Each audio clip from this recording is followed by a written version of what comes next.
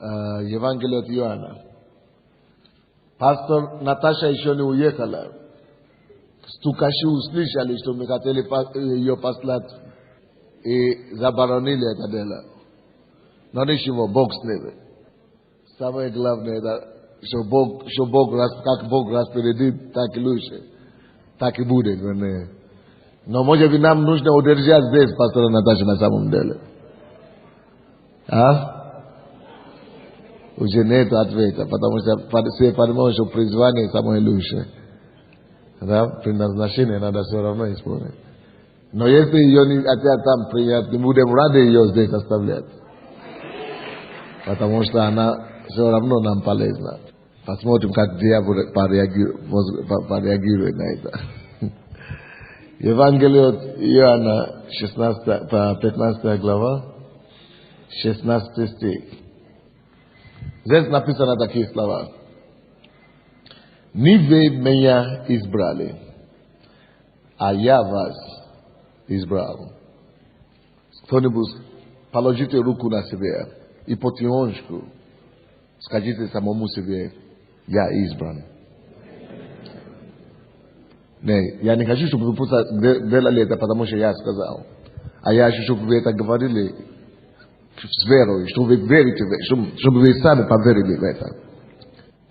Я это сказал вам сказать самому себе, не потому что я хотел вас возбудить, потому что Иисус так говорил. Он говорит: не вы меня избрали, а я вас избрал. Скажи самому себе с верой: я избран. Поверьте в это. Еще раз, помышляйте, подумайте об этом месте, то, что вы говорите. Я избран. Всякое избрание имеет предназначение, друзья. Вы можете это писать, если вы пишете. Избрание не бывает просто так.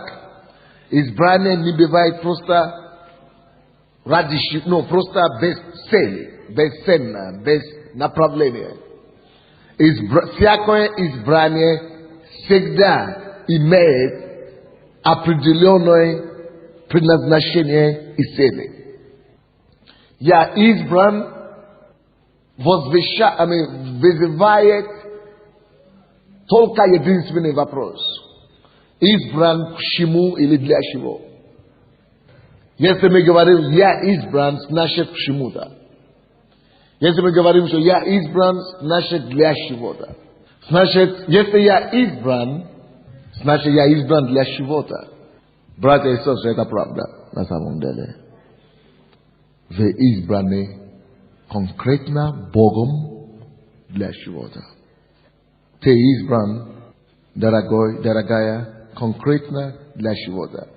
И это человек, у кого это опухоль в груди, вы боитесь, что это у вас рак, и вы думаете, что как я избран, для чего, если рак у меня хочет убирать, если я умру, у вас страх, дьявол страхом держит вас, что вы умрете от рака.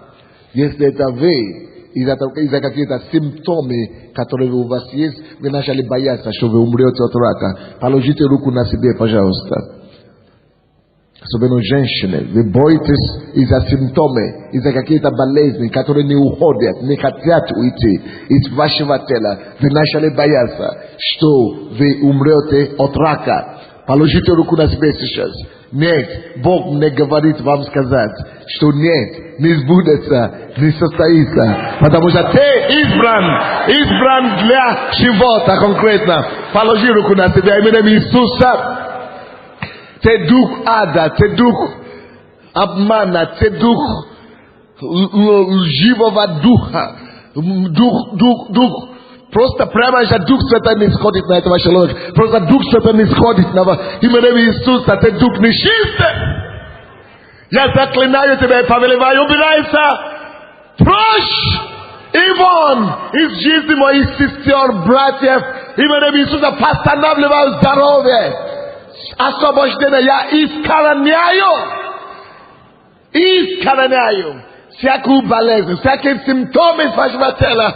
Именем Иисуса здравие и крепость вам. И ты дух рака, и ты дух страха. Убирайся прочь Venez umrot, vemunet Egypt. Venez umrot, vemunet Egypt. Poczęskie problemy tam. Ano Iselisa, wy uvidite? Venez umrot, vemunet Egypt. I slavit Gospoda.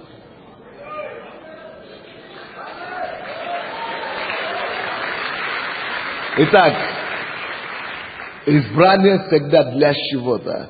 Если я избран, значит для чего-то. Вы избраны, чтобы что-то для чего-то. Бог вас избрал для чего-то. И говорится дальше в этом 16 стихе. Не вы меня избрали. Друзья, что это значит? Не ты решил прийти в церковь. Не ты решила ходить в эту церковь. Нет. Я захотел, меня пригласили, я пошла. Нет, не ты.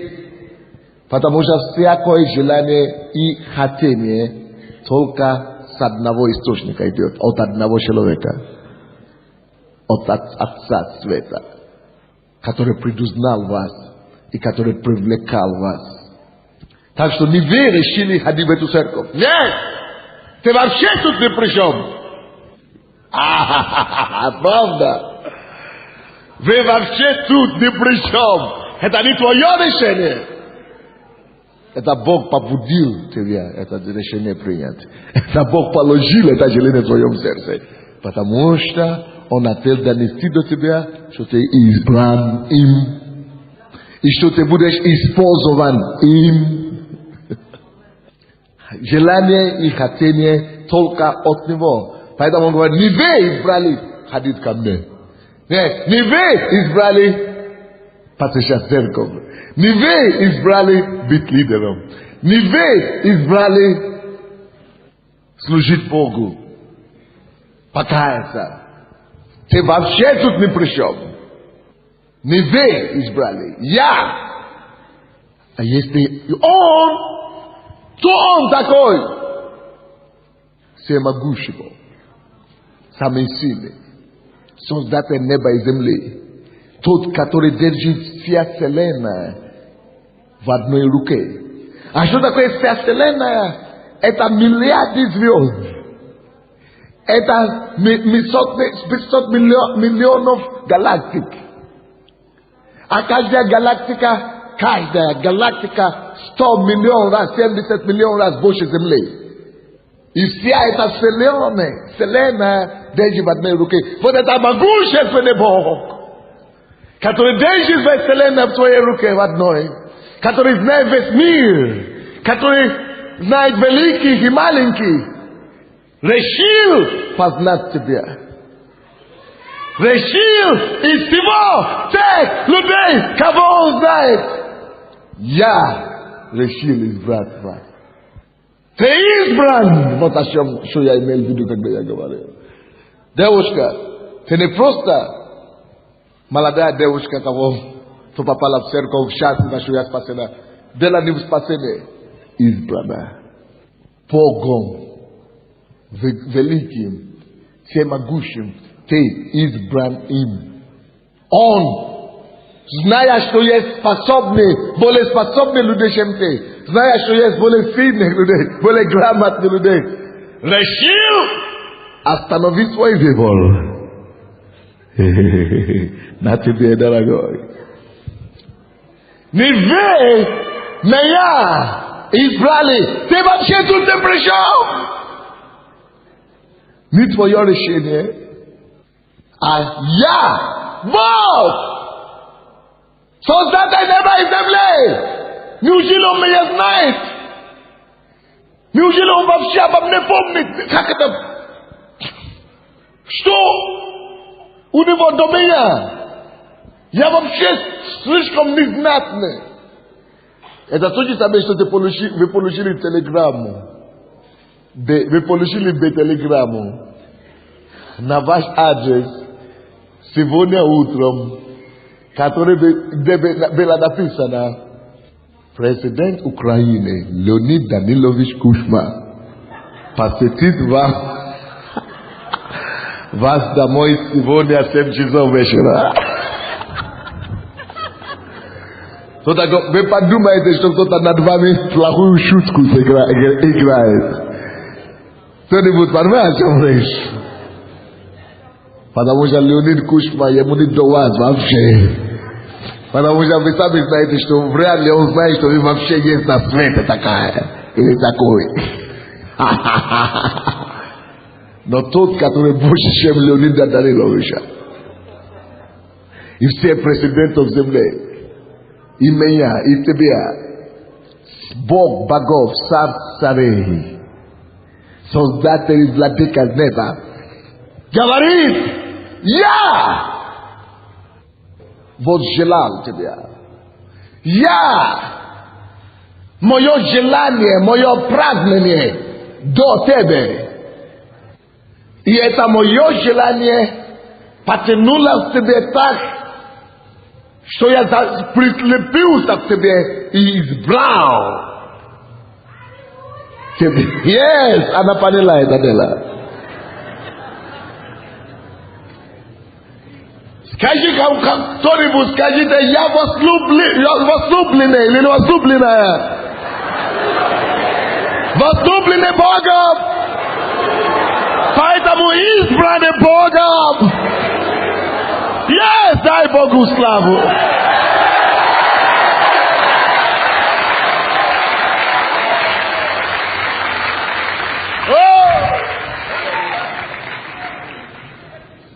Избран. Кем? Не просто пастором, лидером, не президентом, но Богом. Невероятно, но правда. Неправдоподобно, но реальность. Я познан им. Я избран им. Я возлюблен им. Я близок к нему. Он прошел сквозь тысячи звезд, сквозь галактики, чтобы распознать меня, отобрать и убрать меня, и доверить, и поставил, чтобы и шел, и приносил плода.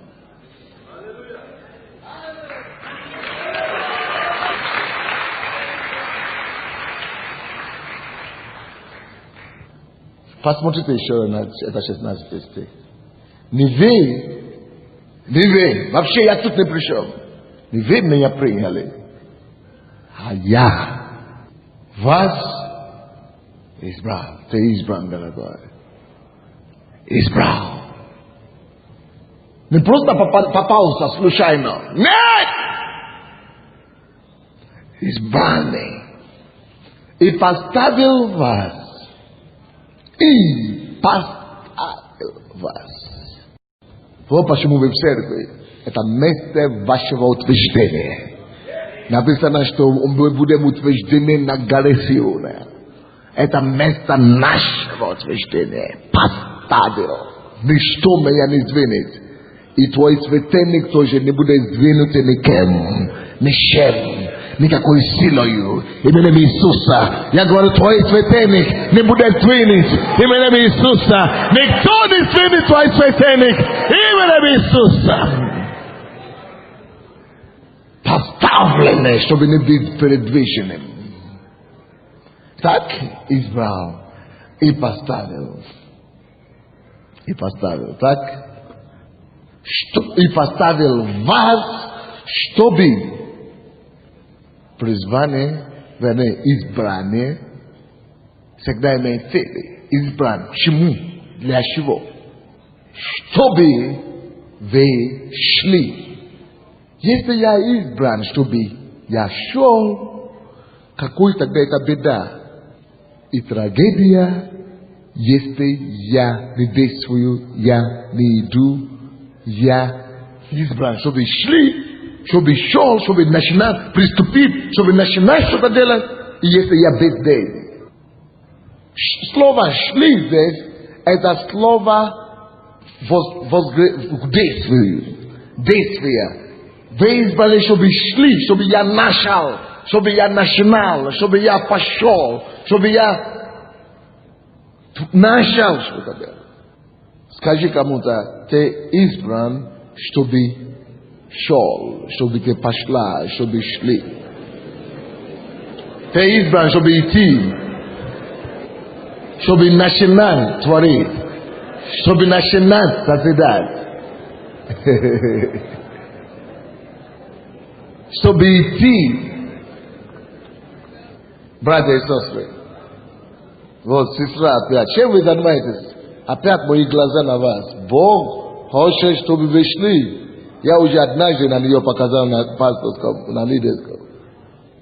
Действительно, Божье призвание сильно на вас. И ваше время приближается. Бог что-то хочет вам доверять. И не только ее, и масса таких, как мы. Шли. Кому-то Бог какое-то призвание дает, кому-то Бог дает понять себе, кому-то Бог что-то дает делать. Но это принципиально. Все имеют общая цель. Общая цель. Чтобы шли, конечно, кто-то призван, чтобы шел в бизнес. Кого-то призван, чтобы шел в политику. Кто-то призван, чтобы шел в миссионерство. Кто-то призван, чтобы шел в творчество. Кто-то призван, чтобы шел в другие страны. Hello. Но однако все это сил имеет общего характера. Общий характер. Чтобы вы шли и приносили плод. В любом месте, какие бы измерения, какие бы направления Бог не призвал, цель это имеет один вывод, одно заключение, один финальный результат, чтобы принесли плод. Либо это политика, либо это бизнес, либо это миссионерство, либо это проповедование, чтобы шли и принесли плод. Либо это просто быть членом церкви, или молитвенником, или чем-то, или просто наставником, или просто лидером. Но плод принести общая цель. Плод принести общая цель. Принести плод это финальная такая как бы обобщающая вывод. Все объемлемый и обобщающий вывод шли принести плод. Приносит ли ты плод? Там где ты есть. Действуешь ли ты, чтобы принести плод? Пошел ли ты? К чему-то сдвинулся ли ты, чтобы принести плод? Начал ли ты приносить плод? Наше избрание будет не иметь смысла, если плода не будет. То, что Он избрал нас, будет честно, если плода не будет. Поэтому слушайте.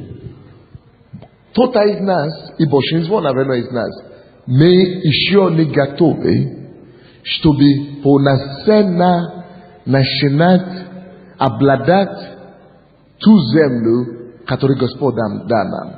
Но даже до того процесса подготовки, то время, когда мы еще даже до конца еще не готовы, в любом случае, даже в этом процессе, промежуточном периоде, в котором мы находимся, мы все равно уже способны приносить плод. То есть можно принести плод на уровне домашнего. Допустим, когда я я покаялся, конечно, то, к чему Бог меня призвал, это принести плод на таком масштабе, как вы сейчас видите, допустим. Хотя это еще не финальный стадий. Но я же начинал принести плод не только сейчас. На любом самого низкого уровня моего христианского хождения я уже начинал принести этот плод. Когда я был полгода в Боге, или 5 месяцев, 4 месяца, я уже приносил плод в группе порядка. Когда я больше в Боге, я уже приносил плод как лидером домашней группы. Когда я больше Но 2 года в Боге я уже приносил плод, или 3 года в Боге я уже приносил плод как лидером студенческого движения в университете. Когда мне 5 лет в Боге, я уже приносил плод как евангелист и проповедник. Я езжал уже по церквям, проповедуя. Я уже приносил тоже плоды на этом уровне. То есть главное, друзья, в том, что какое бы состояние я ни находился сейчас, я призван, неважно на каком состоянии, на каком уровне, на любом уровне и состоянии приносить плод на любом уровне. Все время, что я должен делать, это всегда приносить плод. Неважно в каком состоянии я нахожусь, я призван к этому главному приносить плод. Даже если мое призвание на завтра будет быть политиком, сегодня я пока не политик, я студент, и теперь я уже будучи студентом приношу плод. Допустим, мое призвание это быть миллионером завтра. Но сегодня я еще не миллионер, я продавец. И на уровне продавца я уже приношу плод. И плод, о котором речь идет здесь, не просто какой-то результат иметь. Имеется плод, который будет пребывать на жизнь вечную. Плод, который что-то, которое будет приносить пользу Царству Божьему. Понятно нам, нет? Избран для чего? Принести плод. Преклоните ваши головы и скажите Богу, вы хотите быть плодотворными, плодовитыми. Что я избран. Мое избрание не будет тщетным. Мое избрание не будет тщетным. Боже, помоги мне принести плод.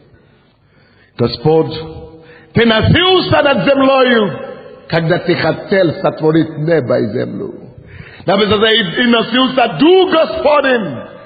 О, мой Бог, я теперь прошу тебя, чтобы ты носился над этим залом сейчас. Носись над твоими детьми, над моими братьями и сестрами. Мы призваны избраны тобою, не самими. Ты, самый вечный, самый великий, самый могутный Бог, избрал нас.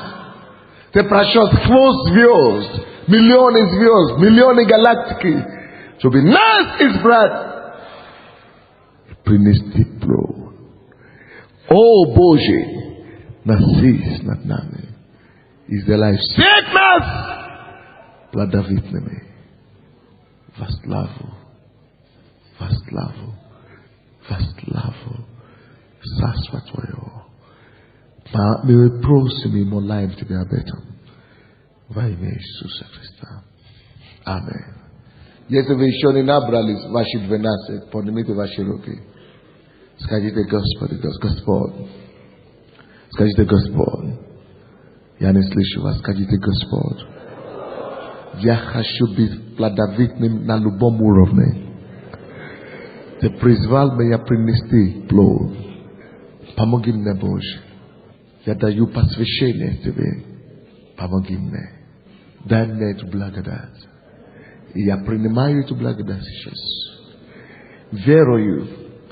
Я принимаю, что я наберу не только 12, но не сколько раз 12. Силою Твоею, возлюбившего меня во имя Иисуса Христа.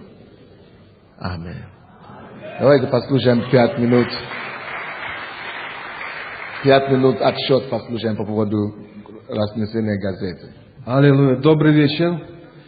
И я представляю, и есть ответственное служение Духовного центра газетного служения Посольства Божьего. И пастор попросил, чтобы я сказал, что не нужно делать, и что мы приняли решение, что нужно делать.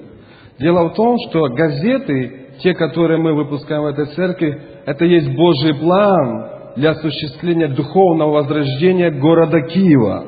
Вы здесь со мной? Это через газету принести в каждую квартиру. Извините, я вижу, что люди начали ходить. Буквально 5 минут. Сейчас без 2:09, после 3 минут 10, я возьму у него микрофон, все, поэтому подождите 5 минут. Я быстро. То есть, дорогие друзья, больше всего проблема в чем состоит? В том, что неорганизованные. Нет организации этого служения именно по церквям, по веткам. Потому что в этом должны участвовать все ветки, то есть вся группа 12. Благодаря этой газете мы действительно можем пополнить свои ветки учениками. Что было запланировано на этот год и что нужно, как правильно делать? Во-первых, сейчас создан центр для того, чтобы мы могли осуществить это Божий план, эту работу через газеты. Во-первых, создан комитет в Посольстве Божьем, и в каждой церкви теперь будут созданы подкомитеты, с помощью чего мы сможем теперь действительно организовать правильность носения этих газет. Потому что каждый дом, каждая улица будет закреплена конкретно за людьми, то есть за вами. И через это мы сможем достичь людей реально. Потому что я знаю, сделайте чувствительность тише, ибо я знаю, что именно газета поможет людям познать Бога, как познали мы. И смотрите, чтобы вы осознали, что это такое.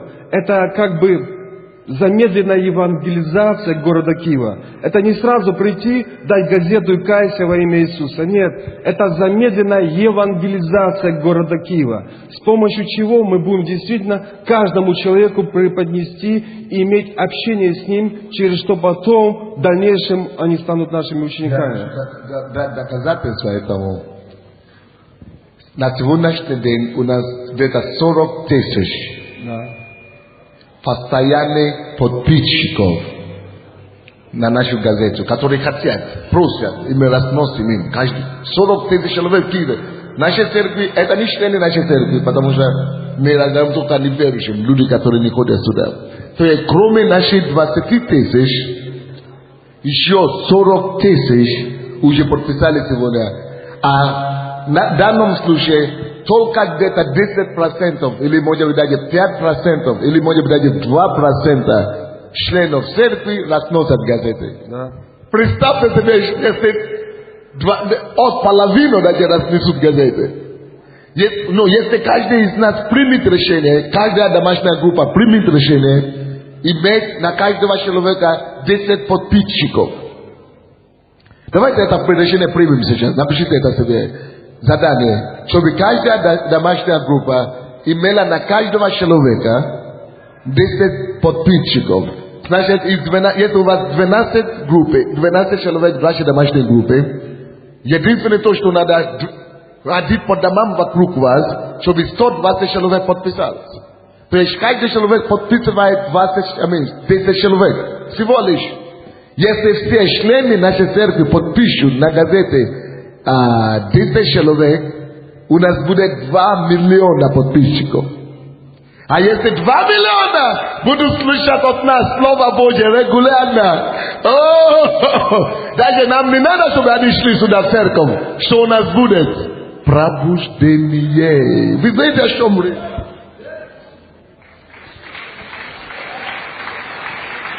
Поэтому, братья и сестры, послушайте сюда. Я умоляю вас, посмотрите на меня. Стану на колени, если надо. Стану. Умоляю вас, чтобы как лидеры, просто как члены церкви, вы послушались вашему лидеру, чтобы каждый из нас имел хотя бы человек 10. Это только один подъезд. Один этаж даже порой. 10 всего лишь. Но лучше иметь улицу или дом, который вы обходите. Если мы это сделаем, видите, я же не украинец, да? Я не знаю, куда Бог меня пошлет завтра. Но ваши дети и внуки будут жить в безопасной стране. Помогите мне преобразовать эту страну. Давайте простое послушание. Бог дает идеи. Бог дает тактики, стратегии. Но наше послушание нужно. Без этого я даже не могу ничего делать. И сам Бог не может ничего делать. Да, я думаю, у нас получится, потому что Пастор дал конкретную цель, это каждому человеку иметь 10 подписчиков. Это не проблема на самом деле, потому что пройдено всего лишь города Киева может быть 15%, не больше. И уже есть, это не полные данные, 42 900. Это не полные данные. На самом деле люди есть, но нам нужно взять ответственность за каждого этого подписчика. А если есть группа 12, то мы возьмем на себя этих подписчиков. Мы должны это просто сделать. Я не вижу просто другого. Потому что мы призваны и избраны для Божьих планов. И у нас получится. Аминь. Давайте встанем. Его 5 минут прошел. Кто понимает, что я пытаюсь сказать по поводу газет и подписки? То есть мы не гоним людей в церковь. Поймите, что такое. Это стратегия подписчиков. Мы не хотим, чтобы они шли в церковь. Нет, мы не хотим сразу. Мы не хотим тянуть их и так далее. Люди уже устали от этого. Кто-нибудь слышит меня или нет? Мы хотим только принести им на дом благословение. И послушайте сюда. Подписчики можно найти не только по домам. Может быть, вы не можете ходить по домам. Может быть, по работе. Может быть, на фабрике вы работаете. Может быть, где-то в школе вы работаете. Может быть, в институте. Может быть, я не знаю где. Коллективе вашем. Если каждый из них согласится подписаться, вы возьмите журнал, напишите их данные, и вы будете им носить газету каждый месяц. Очень просто. Или не просто? Вы передайте это вашим людям на домашней группе. Раньше мы говорили только о домах, ходить по домам. Но на самом деле это не закон, что только по домам ходить. Самое главное найти человека, и чтобы был постоянное место, куда можно ему носить эту газету. Это лучше так, не?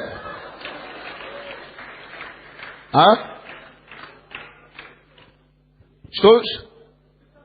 Но отчет должна быть не просто хаотично, так, раздаешь, должна быть отчет.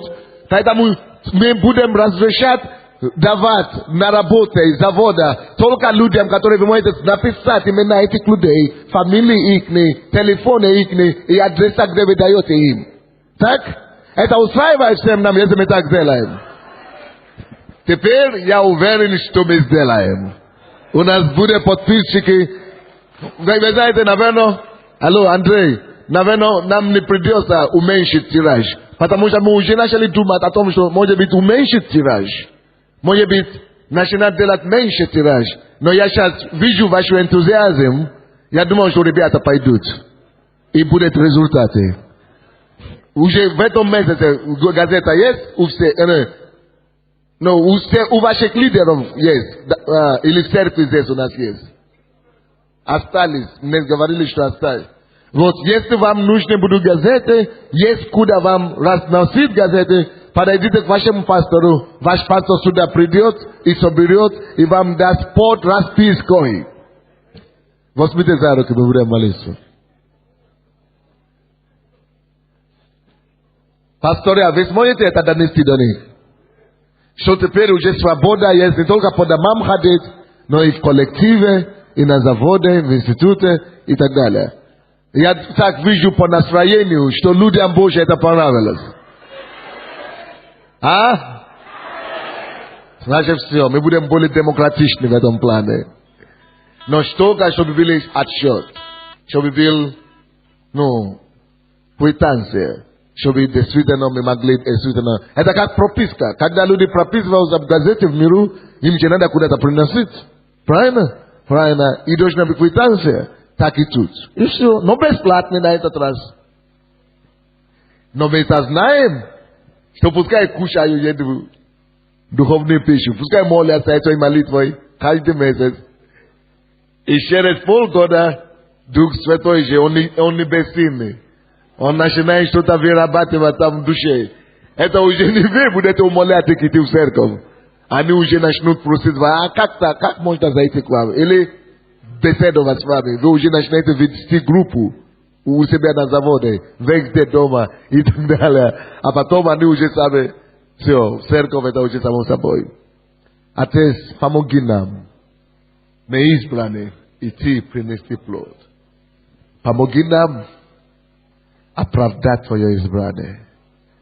Мы полагаемся на Тебя только, не на себя. Мы сами не можем, но Ты помоги нам. И мы покорим этот мир во славу Тебе и Твоей. Во имя Иисуса Христа. И весь мой народ Божий сказал: да, сейчас, минутку, подождите. Мы дадим аплодисменты попозже, послушайте.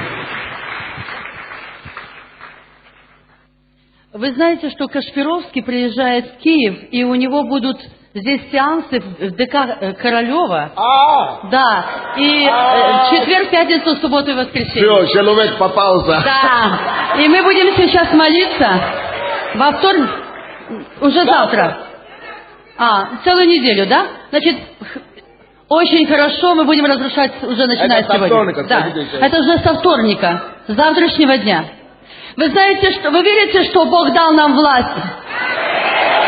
Он сказал, что всякая власть дана мне на небе и на земле. И я даю вам власть наступать на змей и скорпионов и на всю силу вражью. Поэтому будем сейчас молиться. Ну я в шоке. Он что? Даже дьявол его не может ему сказать, куда он попал. А может, он его специально загнал туда? На то, чтобы мы его Ну я в шоке. Неужели дьявол может быть такой дурак? Может. Чтобы не знал территорию Сандея?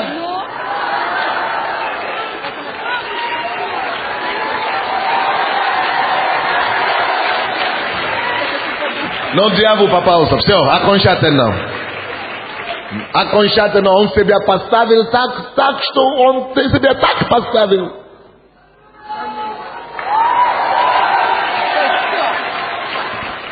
Вы начните молиться. Мы будем парализовать все его действия, все его способности. Мы будем поражать и уничтожать все энергии, которые он работает. И я хочу, чтобы все, у кого будет свободное время, каждый день, чтобы вы вошли туда, чтобы вы вошли в зале и начали разрушить. Аллилуйя. Давайте поднимем свои голоса. Потому что мы имеем власть поражать его в голову, как семя Авраама, как семя Иисуса. Отец, именем Иисуса мы разрушаем это служение Кашпировского, это служение дьявола. Мы парализуем и разрушаем все его планы, всякую ложь, всякое колдовство, всякий оккультизм, всякие проявления бесовские. Именем Иисуса мы связываем эти действия в духовном мире, и мы разрушаем их во имя Иисуса. Дьявол, мы поражаем тебя в голову. Мы имеем юридическое, законное право для того, чтобы разрушить все дела твои во имя Иисуса.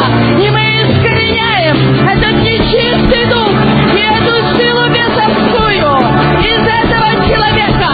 И когда он выйдет, он будет бессилен и парализован во имя Иисуса Христа.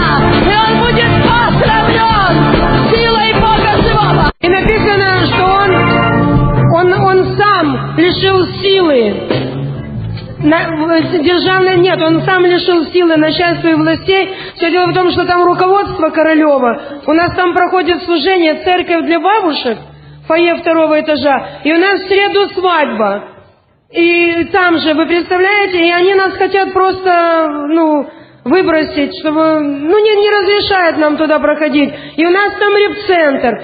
И я просто хочу, чтобы мы сейчас согласились с этим словом, и чтобы Бог заступился за это слово, что Иисус уже лишил всякой силы, всякие начальства и власти, и властно подверг их позору. Господь, во имя Иисуса Христа, мы лишаем всяких сил, всякие власти и начальства именем Иисуса, всякое руководство Королева.